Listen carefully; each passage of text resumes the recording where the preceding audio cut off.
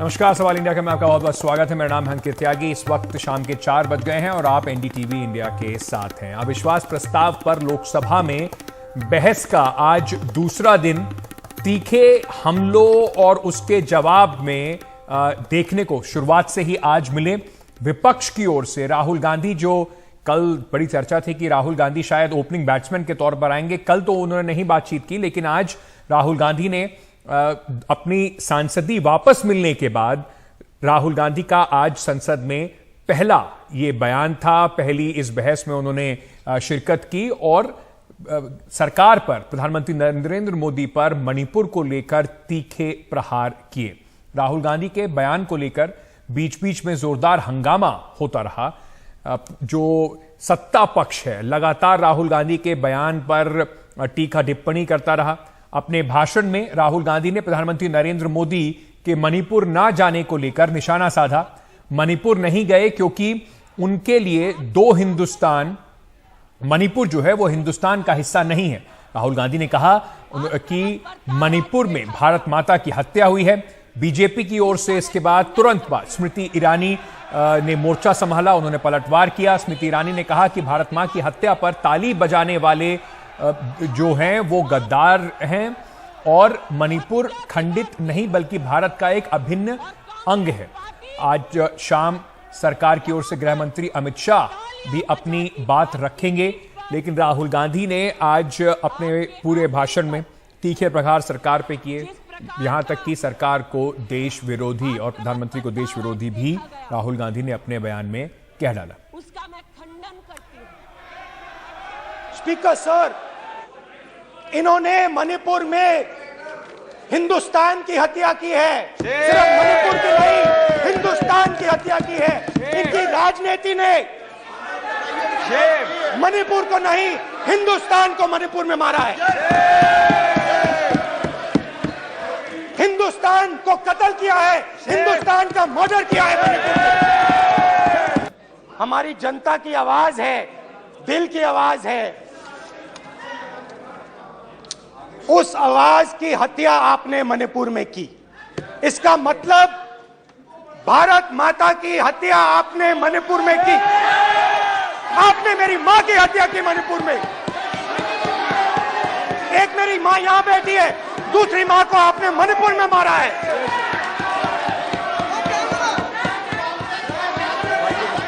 और हर रोज जब तक आप हिंसा को बंद नहीं करोगे तब तक आप मेरी मां की हत्या कर रहे हो।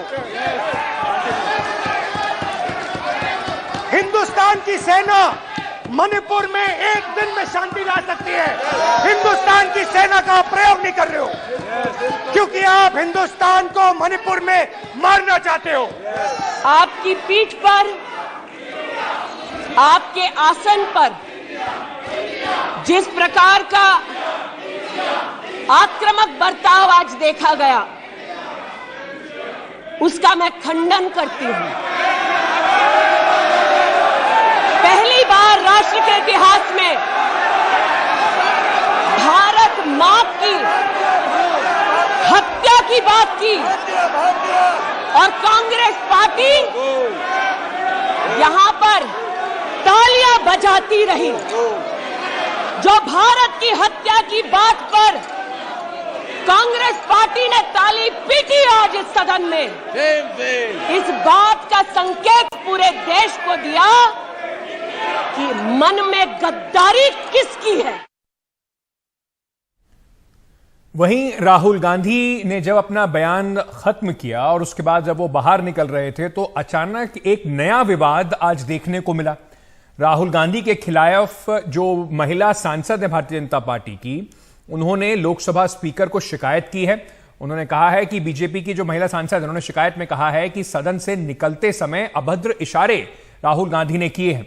इसको लेकर दोनों तरफ से तीखे वार और पलटवार भी हो रहे हैं और इसको लगातार स्मृति ईरानी ने कहा कि ये एक अभद्र व्यवहार है। इसको किसी भी तरीके से जो बीजेपी के सांसद हैं, क्योंकि संसद में महिला सांसद भी हैं, इसको किसी भी तरीके से माना नहीं जा सकता, इसको किसी भी तरीके से स्वीकार नहीं करा जा सकता। इसको लेकर एक बड़ा तीखा अभियान भी बीजेपी की कुछ महिला सांसदों के द्वारा दिखाई पड़ा, जिसमें कांग्रेस ने जो बीजेपी ने जिस तरीके से आरोप लगाए हैं उस पर कांग्रेस ने भी जवाब दिया है।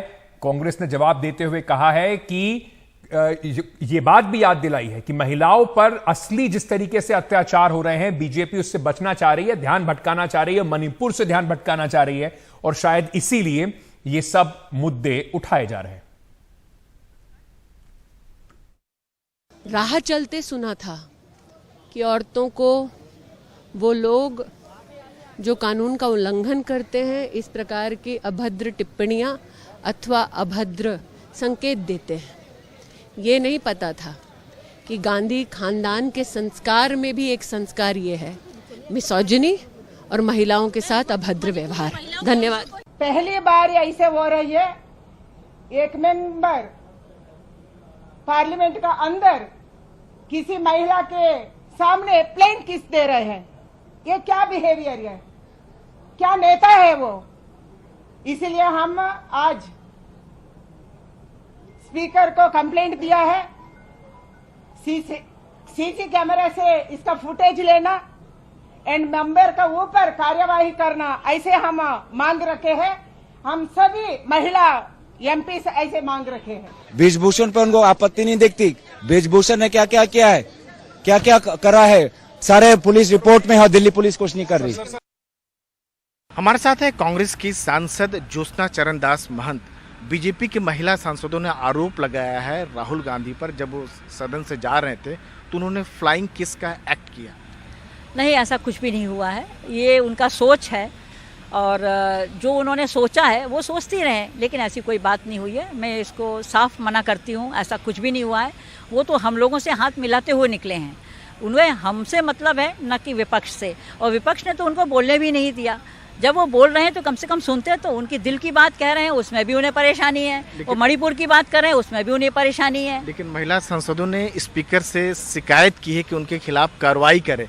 फ्लाइंग किस का एक्ट किया स्मृति ईरानी की तरफ, ऐसा नहीं, ऐसा कुछ भी नहीं है। स्मृति ईरानी ने कुछ बोला है और गलत तरीके से व्यवहार किया है, तो वो ऐसे ही करके निकल गए हैं, ऐसा कुछ भी नहीं हुआ है। और उनको तो सुनना ही पसंद नहीं कर रहे थे, क्योंकि हम लोग सच्चाई के लिए और महिला मंत्री होने के नाते उन्हें महिलाओं के लिए बोलना चाहिए था, हम उनसे अपेक्षा करते थे। लेकिन उन्होंने लोकसभा अध्यक्ष से शिकायत की मांग की है, कि कार्रवाई करने की मांग की, और कहा कि सीसीटीवी फुटेज दिखा जाए, वीडियो। देखिए, जब उन्होंने सोनिया गांधी को उंगली दिखा के बोला था ये सोनिया और बदतमीजी से बात की थी, उसका फुटेज क्यों नहीं देखा उन्होंने। वो तो आके तुरंत चढ़ी थी, मैं तो गवाह हूँ उनकी कि मेरे साथ में वो खड़ी हुई थी, तब स्मृति ईरानी थी मेरे को मारने के लिए दौड़ी थी। इस तरीके की बात होना चाहिए क्या संसद के अंदर। तो आप जब ये घटना हुई तो उस समय आप सदन में मौजूद थी, जब राहुल गांधी पर फ्लाइंग किस एक्ट करने महिला। मैं पीछे ही बैठी थी, मैंने ऐसा कुछ नहीं देखा। चलिए, तो ये पूरी जो संसद के अंदर जो अब इस वक्त नो कॉन्फिडेंस मोशन है उस पर जो बवाल चल रहा है, कांग्रेस सांसद ने, आपने सुना कि उन्होंने किस तरीके से कहा कि ये सब जबरदस्ती में एक बवाल खड़ा करने की कोशिश की जा रही है। तो इस पर कुछ अहम सवाल भी बनते हैं। सवाल यह उठता है कि राहुल गांधी के बोलने के बाद क्या इंडिया अलायंस को क्या फायदा हुआ, क्या नुकसान हुआ, इस पर लोग चर्चा कर रहे हैं। स्मृति ईरानी के राहुल गांधी पर आरोपों के बाद क्या मणिपुर से ध्यान हटा है या भटकाने की कोशिश है।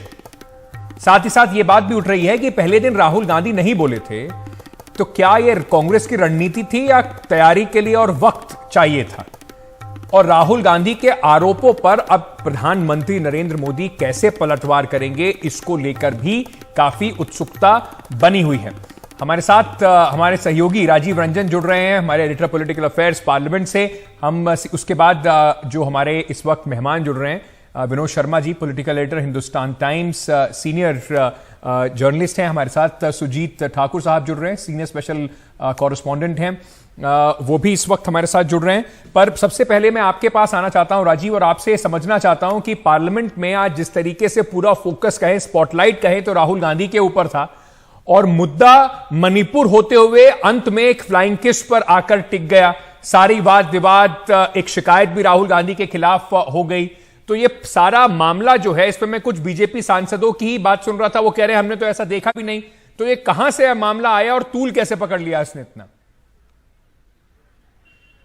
देखिए, राहुल गांधी जब भी इस तरह की बात संसद में रखते हैं तो कुछ न कुछ तूल जरूर हो जाता है, विवाद जरूर हो जाता है। पहले भी याद होगा उन पर आरोप लगा था कि आंख मारने का आरोप लगा था संसद के भीतर। आज उन पर आरोप लगा है कि उन्होंने अभद्र जो है एक फ्लाइंग किस का एक्ट किया। ये बीजेपी के महिला सांसदों ने लगाया हुआ। हालांकि कांग्रेस की जो महिला सांसद उनका ये कहना है कि राहुल ने ऐसा कुछ भी नहीं किया। हालांकि जैसे ही आप विश्वास प्रस्ताव पर चर्चा शुरू हुई, राहुल गांधी शुरू से ही फोकस में थे। पहले ये कहा गया कांग्रेस कॉल से कि राहुल गांधी जो है अब विश्वास प्रस्ताव बहस की शुरुआत करेंगे। फिर उसके बाद जब चेंज किया गया, गौरव गोगोई ने शुरुआत की, तो उसी वक्त जो है कल जो है संसदीय कार्य मंत्री प्रहलाद जोशी उठ के कहे कि राहुल गांधी क्यों नहीं बोल रहे हैं, हम उनकी बात सुनना चाहते हैं। तो जब गौरव गोगोई ने अपनी बात खत्म की मणिपुर के मुद्दे को लेकर अब विश्वास प्रस्ताव के जरिए जो है, तो तुरंत जो उसके बाद निशिकांत दुबे ने कहा कि हम तो राहुल की बात सुनना चाहते थे। तो राहुल शुरू से चर्चा में थे। उस समय ये कहा गया कि राहुल संभवतः इसलिए अपनी बात को उन्होंने नहीं रखा सदन में क्योंकि प्रधानमंत्री मौजूद नहीं थे। और उसके बाद ये बताया गया कि जब प्रधानमंत्री सदन में होंगे तब वो अपनी बात रखेंगे।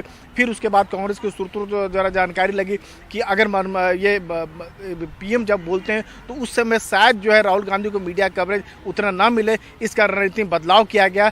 और आज राहुल गांधी ने मणिपुर के बहाने सरकार को घेरा। तो विपक्ष की पूरी रणनीति जो थी मणिपुर को लेकर सरकार को घेरने में थी। विपक्ष को लगता है कि ये जो सरकार की जो एक दुखती रग है और बार बार उसी को लेकर मणिपुर को लेकर हमला किया गया। कहा गया इतने लोगों की मौत हो रही है और रिलीफ कैंप में भी जो इंतजाम होने चाहिए वो नहीं है। पूरा मिशनरी फेल हो चुका है और वैसे मुख्यमंत्री को क्यों बनाकर रखा गया। वहीं सत्ता पक्ष की बात करें तो सत्ता पक्ष ने अविश्वास प्रस्ताव का इस्तेमाल अपनी सरकार की उपलब्धियों को बखान करने के लिए किया। जी बहुत बहुत शुक्रिया हमारे साथ जुड़ने के लिए। संसद से लगातार ज़मीन से जो जानकारी वहां से आ रही है वो हमारे साथ साझा करने के लिए। पर विनोद जी, मैं आपसे सबसे पहले ये पूछना चाहता हूं, राहुल गांधी की जो सांसदी वापस मिलने के बाद उनका ये पहला बयान था पार्लियामेंट के अंदर। बहुत सारा हंगामा भी हुआ उनके बयान के बीच में। लगातार जो सत्ता पक्ष की जो लोग हैं वो लगातार तीखा टिप्पणी करते रहे। आप उनके बयान को जो एंटिसिपेशन था उसको किस तरीके से आंकते हैं? अगर 10 में से कहूं तो कितने नंबर देंगे राहुल गांधी के बयान को आप? देखिए, मैं तो पार्लियामेंट्री डेमोक्रेसी का बहुत बड़ा पुजारी हूं और मैं समझता हूं कि राहुल गांधी का जो वक्तव्य था, जो स्पीच थी, वो पार्लियामेंट्री डेमोक्रेसी के तकादे पर उतनी खरी नहीं उतरती जितना कि पब्लिक स्पीच के तकादे पर उतरती है। जो पार्लियामेंट्री स्पीच कल सही में आई कांग्रेस की तरफ से, वो गौरव गोगोई की थी। और अंकित, मैं अपेक्षा नहीं करता था कि गौरव गोगोई इतनी सदी हुई बात इतनी विनम्रता से, इतनी शानीब भाषा में कहेंगे और इतनी लंबी देर तक बोलेंगे।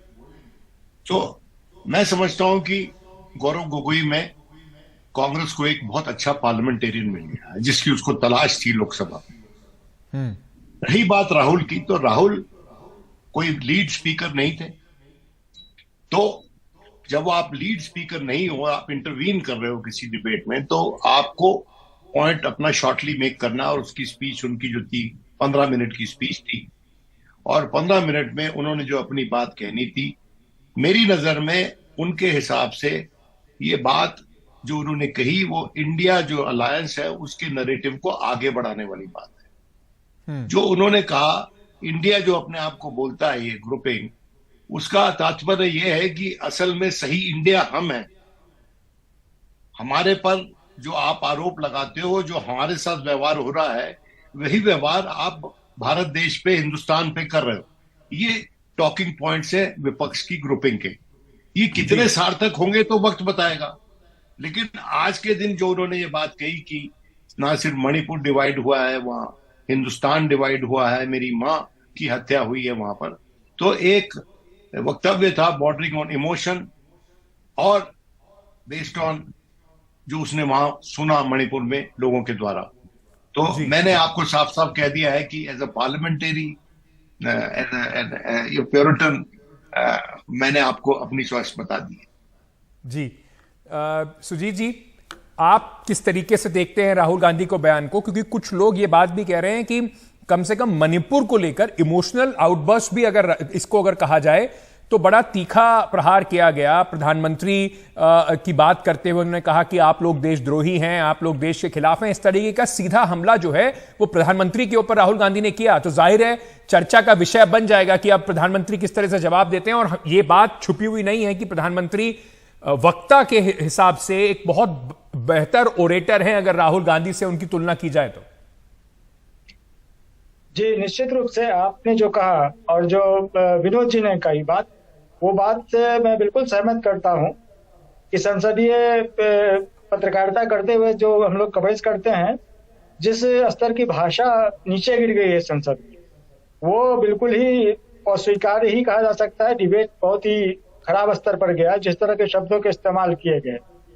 मामला ये था, कल बहुत अच्छा जब शुरुआत हुआ तो गोगोई साहब ने बहुत अच्छी बात कही, टू द पॉइंट बात कही।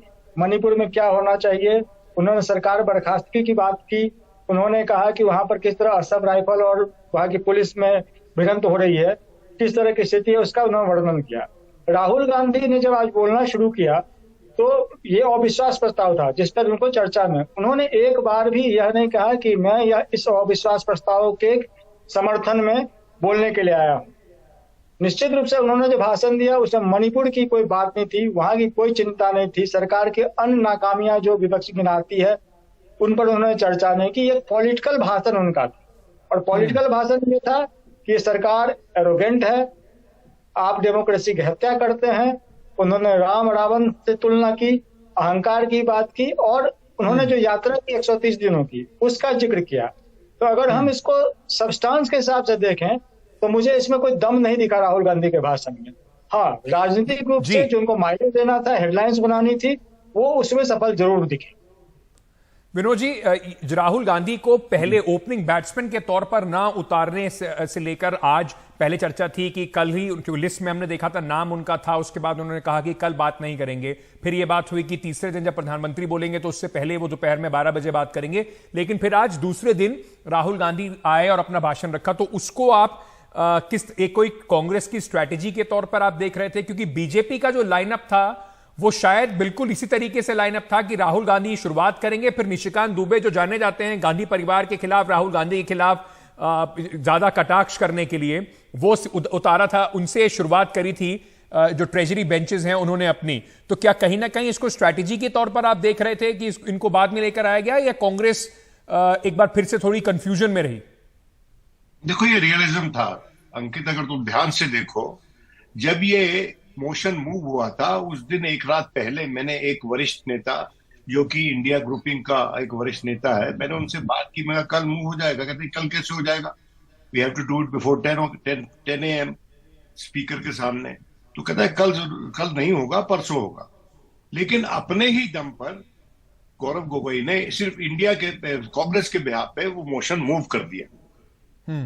और उसके बाद फिर कल प्रेस कॉन्फ्रेंस हुई उसी दोपहर को, मनीष तिवारी ने की, और मैं तो आकस्मिक ही देख लिया उस प्रेस कॉन्फ्रेंस को, जिसमें उन्होंने एक्सप्लेन किया कि ये जो नो ट्रस्ट मोशन है कांग्रेस का नहीं, ये इंडिया ग्रुपिंग का है। हाँ, ये गौरव गोगोई ने रिमूव किया है, लेकिन ये है इंडिया के बिहाफ पे। अब अगर ये इंडिया के बिहाफ पे था तो जो मेनलाइन स्पीकर होगा वो भी तो बातचीत कर और जो सहयोगी दल है तभी तो फैसला लिया जाएगा ना। तो वो यूनिलैटरलिज्म मैं नहीं समझता हूं कि कांग्रेस दिखाना चाहती थी। और दूसरा जो चुनाव था गौरव गोगोई का, वो सही था। असम से मेंबर ऑफ पार्लियामेंट है, तरुण गोगोई के बेटे हैं और जाने माने परिचित चेहरे हैं वहां पर, ना सिर्फ असम में पर पूरे नॉर्थ ईस्ट में परिचित चेहरे हैं वो। तो उनकी जो कल कारकर्दगी थी, जो उनका परफॉर्मेंस था, मैं समझता हूं कि अगर पीछे मुड़ के देखे तो कांग्रेस शुड नॉट रिग्रेट। और दूसरा जो आज राहुल गांधी ने भाषण दिया है वो प्योरली पॉलिटिकल भाषण है, और उसमें जो इमेजरी है वो भी पॉलिटिकल है, सेंस ऑफ इमेजरी, मेटाफर्स भी सारे पॉलिटिकल है। और जो गौरव गोगोई बोल रहे थे वो तथ्यों के साथ पे। देखिए, पब्लिक स्पीकर्स और पार्लियामेंटेरियंस में बहुत फर्क है जी। वो जो बहुत से ऐसे लोग हैं जो पब्लिक स्पीकर अच्छे होते हैं लेकिन पार्लियामेंटेरियन अच्छे नहीं होते, और इसकी कई मिसालें मैं आपको दे सकता हूं। तो Gaurav Gogoi is a good parliamentarian, and Rahul Gandhi gave a speech जो कि वैसे उसको कहते हैं, देखिए जो जवाब में स्पीच दी गई थी निशिकांत दुबे की, वो फिलिबस्टरिंग थी, वो कोई स्पीच थी क्या? It was filibustering. You know, you are talking about हर इशू, उस इशू पे बात कर रहे हो, लेकिन वो जो मुख्य मुद्दा है जिसपे सब हुआ उस पर बात नहीं की, और इन्होंने सिर्फ उसी पे बात की, एक ही मुद्दे पे बात की। तो क्या सुजीत जी, ये जो विनोद जी कह रहे हैं, स्मृति ईरानी का जब जवाब भी आया तो हमने देखा कि पहले शुरुआत में कई मिनटों तक मणिपुर को लेकर कोई बात नहीं हुई, तो पॉलिटिकल बयान का जवाब भी क्या पॉलिटिकल बयान से रहा? तो पार्लियामेंट के अंदर जो बात हो रही थी तथ्यों पे बात करने की, शायद वो दोनों तरफ से थोड़ी कमी दिखी, आज कोशिश थी पॉलिटिकल पॉइंट स्कोरिंग की। निश्चित रूप से यह इस संसद के सत्र में जिस समय यह हुआ कि मणिपुर पर चर्चा होगी और जिस तरह से विपक्ष चढ़ा, सरकार अड़ी, तो मणिपुर पर चर्चा नहीं हो पाया। तो उन्होंने जिस समय नो कॉन्फिडेंस मोशन लाने का फैसला हुआ और स्पीकर ने उसको एक्सेप्ट किया, तो स्टेज तो उसी समय सेट हो गया था कि चर्चा मणिपुर तो एक बीच में बिंदु है, चर्चा होगा पॉलिटिकल। और कल बीजेपी पार्लियामेंट्री पार्टी की जो मीटिंग थी उसके बाद प्रधानमंत्री ने कहा कि हमें आखिरी बॉल पर सेमीफाइनल हम जीत के आखिरी बॉल पर छक्का मारना है। तो निश्चित रूप से यह पॉलिटिकल गेम ही बीजेपी भी समझ रही थी, कांग्रेस का भी यह मंतव्य था कि हम पॉलिटिकली ले जाएंगे, क्योंकि मणिपुर पर चर्चा अगर होता तो नो कॉन्फिडेंस का कोई सवाल ही नहीं था, किसी भी नियम की तरह चर्चा हो सकती थी। लेकिन जब भी नो कॉन्फिडेंस आया तो सरकार को हर जगह घेरने की बात थी, और भाजपा वाले भी इसी के बहाने राजस्थान का मुद्दा, मध्य प्रदेश का मुद्दा या किसी और जगह का मुद्दा वो उठाएंगे, उसकी तैयारी बीजेपी में पहले से चल रही थी। लेकिन ये जो डिबेट कल से और आज तक हुआ है, जैसा विनोद शर्मा जी ने फिर कहा और मैं भी उस बात से सहमत हूँ, मैंने भी कल सुना, सिर्फ और सिर्फ तरुण गोगोई ने मणिपुर रिलेटेड बातें की, उसके जवाब में किसी भी, चाहे भाजपा की तरफ से हो, चाहे कांग्रेस की तरफ से हो या किसी और पार्टी की तरफ से हो, मणिपुर को या इशू पर चर्चा नहीं हुई। सबने पॉलिटिकल भाषण किया और पुराने में पिछले क्या हुआ, आगे क्या हुआ, ये हुआ, मणिपुर कोई चर्चा नहीं हुई। जी विनोद जी, मैं एक सवाल अंत में आपसे पूछना चाहता हूं, उसके बाद चर्चा खत्म करेंगे। दो पहलू हैं, एक तो राहुल गांधी के फिर से एक कि वो फ्लाइंग किस हुआ नहीं हुआ, भद्र है नहीं है, उन सब को लेकर एक पूरा माहौल बन गया। राहुल गांधी की दिक्कत यह है कि वो जब वो आते हैं तो इतना माहौल उनके आसपास बन जाता है कि मुद्दों से वैसे ही चर्चा थोड़ी अलग हो जाती है। तो क्या ये एक सोची समझी रणनीति के तहत किया गया? क्योंकि शुरुआत में स्मृति ईरानी के बोलने से पहले ही वो बाहर जाते हुए दिखाई पड़ रहे थे, उसके काफी देर बाद सडनली ये रियलाइज किया गया कि ऐसा भी कुछ हुआ है, राहुल गांधी ने कुछ फ्लाइंग किस कर दिया है, फिर उस पर कंप्लेंट भी चली गई। तो क्या ये मुद्दे से पूरा भटका के राहुल गांधी पर लाने की, जो शायद इंडिया अलायंस के लिए सबसे बड़ी परेशानी बनेगी कि बात कुछ भी कर लें, घूम फिर के वो राहुल गांधी वर्सेस मोदी या राहुल गांधी पर आ जाती है? ये उनका कोशिश है, और ये वो कितने कलाकार हैं इंडिया ग्रुपिंग वाले, कितना इसमें से व्यू रचना से निकलते हैं, ये उन पे डिपेंड करता है। देखिए, राहुल गांधी आज की राजनीति का अभिमन्यु है, उसको चक्रव्यूह में तो बीजेपी लेने की कोशिश करेगी, क्योंकि वो समझती है कि वो आदमी अभिमन्यु है, चूंकि, और वो अभिमन्यु अगर चक्रव्यूह के भीतर नहीं रहा तो उनके लिए दिक्कत हो सकती है, और दिक्कत पैदा की है उसने काफी हद तक उनके लिए। रही बात flying kiss, I blow a flying kiss to my daughter each time I leave home. भैया तुम मुझे गाड़ी में मिल जाओगे, मैं अपनी गाड़ी में हूं, तुम्हारी गाड़ी मेरी गाड़ी की बगल से निकल रही है, मैं तुम्हारा अभिनंदन करूंगा विद फ्लाइंग किस, या यूं कर दूंगा। ये तो बड़ा इनॉक्यूअस जेस्चर है। और शोभा जी जो कि बेंगलोर से आती हैं, वो इस पॉइंट को रेज कर रही हैं। वहां जो अर्बन मिडिल क्लास है, वहां तो एक कॉमन तरीका है एक अभिनंदन करने का, मैं समझता हूं। और देखिए, बात यह है कि इस देश में वैलेंटाइन डे पे कपल्स आर बीटन अप, इस देश में छोटी छोटी बात में हम कहां ले जा रहे हैं इसको? Is this an obscene gesture, flying kiss? हाँ, अगर आप इतने ही डाइड इन द वूल और प्योरिटन और इतने ही सख्त मिजाज के लोग हैं, तो फिर आप बहुत कुछ इस देश में हो रहा है उसको बंद कीजिए। आप इस देश में जो छोटे छोटे कपड़ों पे प्रतिबंध लगाते हैं, मिडिल क्लास खड़ी हो जाती है ना आपके खिलाफ। तो ये इल्जाम उस पार्टी से आया है, माफी चाहता हूं, उस पार्टी से आया है जो यंग महिलाओं को अपने पसंद के कपड़े नहीं पहनने देना चाहते, जो ये ताकीद देते हैं कि ये आपका ड्रेस कोड होगा। तो ये अनर्गल बहस है, लेकिन पॉलिटिक्स में एज यू नो जो जीता वही सिकंदर। तो ये किसकी स्क्रिप्ट जीतेगी, ये तो कांग्रेस के स्क्रिप्ट राइटर और बीजेपी के स्क्रिप्ट उनमें प्रतिस्पर्धा है।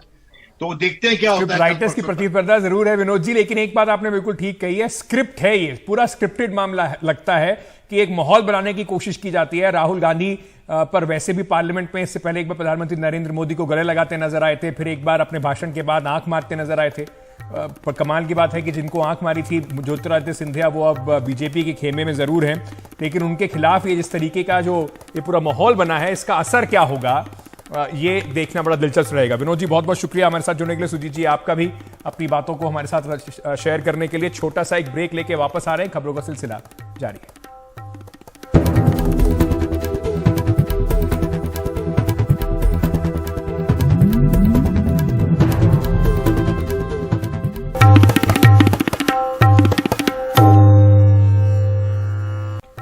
मणिपुर में पिछले 3 महीनों से चल रही हिंसा और तनाव अभी भी जारी है, और उसके साथ साथ अब सुरक्षा बलों में भी आपस में जो तनाव हो रहा है उसको देखते हुए स्थिति जो है काफी गंभीर अभी भी बनी हुई है। मणिपुर की चुराचांदपुर और विष्णुपुर सीमा पर स्थित कई चेकपोस्टों में से असम राइफल को हटा लिया गया है। यह आदेश मणिपुर सरकार ने दिया है। यह वह क्षेत्र है जहां पर कुकी और मैतेई समुदाय के बीच अक्सर झड़पें और हिंसा देखी जाती है। उधर दिल्ली अब सीधे कई गुटों से बात कर रहा है, कोशिश एक बार फिर से शांति स्थापित करने की। मणिपुर की हिंसा थमती नजर नहीं आ रही। चिंता की बात यह है कि वहां मणिपुर पुलिस और असम राइफल्स के बीच खाई लगातार दिख रही है। मणिपुर पुलिस ने असम राइफल्स के खिलाफ शिकायत दर्ज करवाई है। अब केंद्र की कोशिश है कि राज्य के प्रभावशाली आदिवासी समूहों से सीधे बातचीत कर हालात काबू में लाने की कोशिश की जाए। सूत्रों के मुताबिक दिल्ली में ये बातचीत हो रही है। केंद्र की चिंता ये भी है कि मणिपुर की हिंसा पूर्वोत्तर के दूसरे राज्यों में कहीं ना फैल जाए। जानकारी के मुताबिक केंद्र को सबसे ज्यादा चिंता यूनाइटेड नागा काउंसिल की अपील को लेकर है। यूएनसी ने 9 अगस्त यानी बुधवार को मणिपुर के नागा बहुल इलाकों में रैली का आह्वान किया है। नागा गुटों ने मणिपुर के साथ अपनी मांगों को इससे जोड़ दिया है। शांति वार्ता कहीं पटरी से न उतर जाए, इसके बारे में भी चेतावनी दे दी है। प्रधानमंत्री मोदी जी का मौन रहने का ये है कि आज भारत केंद्र सरकार का गृह विभाग और राष्ट्रीय सुरक्षा सलाहकार आज विफल हुए हैं। क्या हो रहा है मणिपुर में? कभी आप जितने भी राज्यों का आपने जो उजागर किया है, कभी ऐसी स्थिति देखी है कि 2 महीनों में एक भीड़ पुलिस थाने में जाकर, पुलिस ट्रेनिंग कॉलेज में जाकर वहां पे जो हथियार है वो लेके जाती है? दूसरी तरफ कुककोमी ने भी अपनी अपील प्रधानमंत्री को दे दी है और समस्या का समाधान जल्द ढूंढने को कहा है। ये सिर्फ एक जातीय झगड़े नहीं है, बल्कि ये मिलिटेंट्स द्वारा केंद्र और सेंट्रल सिक्योरिटी फोर्सेस के खिलाफ एक युद्ध है। मुझे लगता है जो लोग इसे भड़का रहे हैं उनके खिलाफ सख्त कार्रवाई होनी चाहिए। ये इंसाफ मणिपुर की है। इस सब के बीच सबकी नजरें संसद की ओर हैं, जहां आखिरकार अविश्वास प्रस्ताव के बीच मणिपुर के मुद्दे पर भी बहस हो रही है। लोग ये उम्मीद कर रहे हैं कि अपनी पार्टी लाइन को छोड़कर दिल्ली में बैठे सांसद कुछ उनकी तकलीफों के बारे में भी चर्चा करें। मणिपुर में जो तनाव दिखाई पड़ रहा है उसका असर अब उसके आसपास के राज्यों में, चाहे वो मिजोरम हो या फिर नागालैंड, उस पर भी दिखाई पड़ रहा है। हालांकि केंद्र सरकार का कहना है कि वो इनफॉर्मल और फॉर्मल तरीके से कई गुटों के साथ इंगेज करे हुई है ताकि वहां के हालात सुधर सकें, लेकिन हकीकत यही है कि जिस तरह दोनों समुदायों के बीच में अविश्वास फैलता जा रहा है, उसे भरने की जो प्रक्रिया है वो केंद्र सरकार के लिए आसान नहीं होगी। नई दिल्ली से नीता शर्मा, एनडीटीवी इंडिया के लिए। राज्यसभा में आज आम आदमी पार्टी के सांसद सुशील गुप्ता टमाटर की माला पहनकर पहुंचे। टमाटर की बढ़ती कीमतों पर ध्यान आकर्षित करने के लिए वो आज ऐसी माला पहन के पहुंचे। सभापति जगदीप धनखड़ इस बात पर काफी नाराज हो गए। राज्यसभा में हंगामा भी हुआ, इस वजह से राज्यसभा को 2 बजे तक स्थगित करना पड़ा।